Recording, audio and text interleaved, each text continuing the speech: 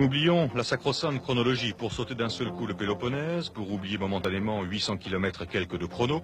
L'Acropole manquait encore au palmarès de Peugeot. C'est maintenant chose faite et Stig Blomqvist peut ressortir sa gueule des mauvais jours.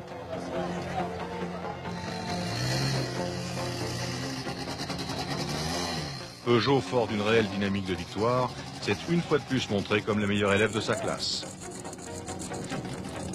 Le premier prix du concours général, on allait le donner cette fois à Timo Salonen. Pour moi, c'est une victoire très importante, pour la bonne et simple raison que je gagne en étant en tête de la première à la dernière spéciale. De plus, la bagarre a été plutôt vive entre Blomqvist et moi, et pour toutes ces raisons, c'est une très grande satisfaction pour moi.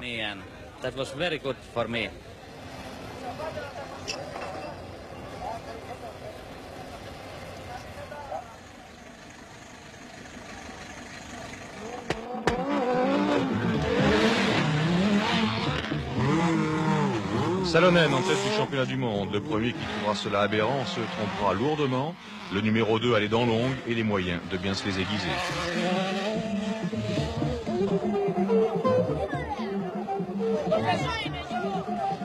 Salonen avait quitté le Tour de Corse dès ses premiers hectomètres. Cette fois, la mésaventure grave survient à Vatanen, direction désaccouplée, sortie de route, hélicoptère, remise sur la route, mais la règle du hors-délai est la même pour tout le monde.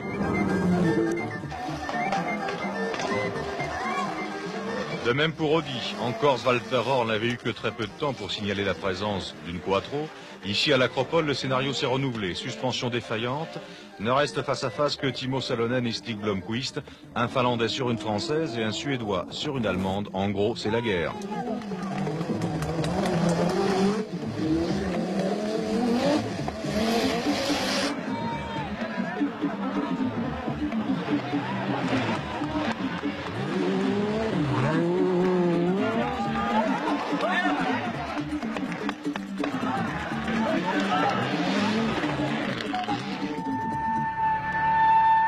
Un face-à-face que le Finlandais va dominer sans attendre le tie-break, comme on aurait dit à Roland-Garros. On prend les mêmes et on recommence.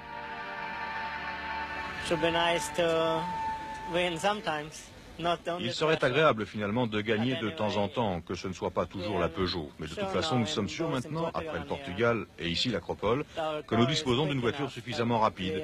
Il ne reste plus que de petits problèmes à résoudre.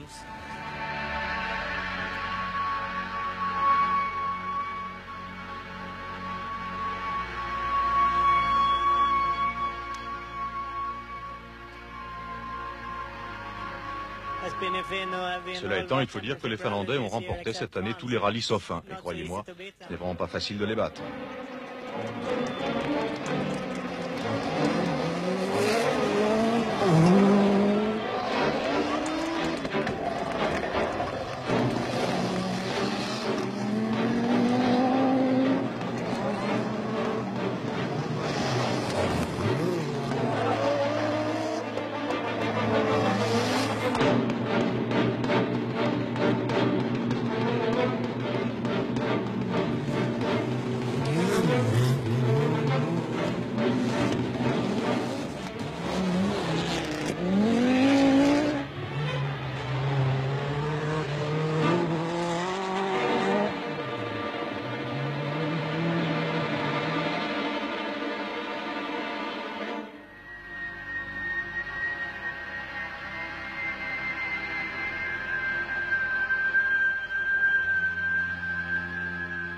Deux marques pour la victoire et pas une seule autre pour ne serait-ce que contrebalancer un moment la tendance.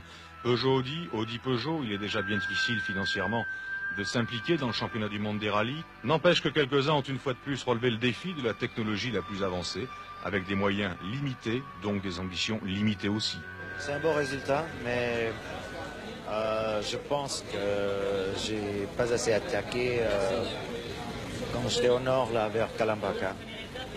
Mais finalement, c'est un bon résultat.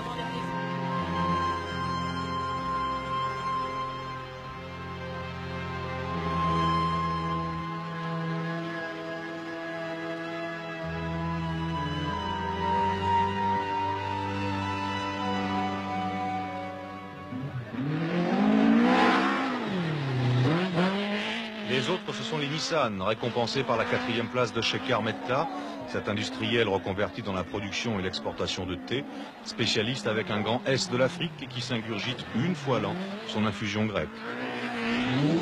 C'est Mazda aussi. Ingvar Carlsson amène la RX-7 à la 3e place, mais peut-être faut-il s'interroger sur les 48 minutes et quelques de retard qu'il compte sur Salonen. Ou encore Saed Al-Ajri, premier dans son immense village que constituent les Émirats du Golfe Persique, mais un peu plus loin ici, 5e.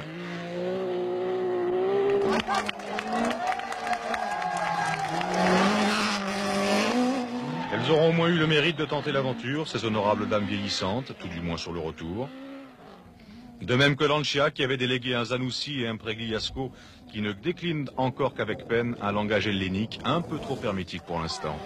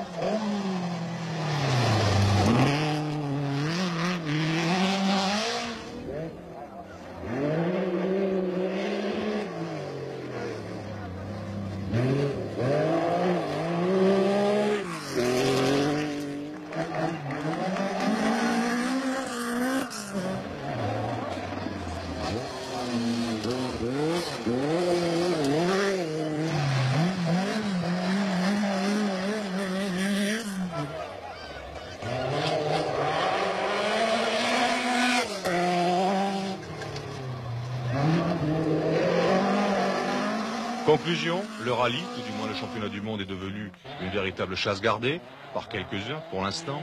La famille ne demande qu'à s'agrandir, le nombre des gardiens se multiplier, pas pour autant qu'il faille bouder et placer un bémol, là où certains ont pris l'initiative de rehausser la partition.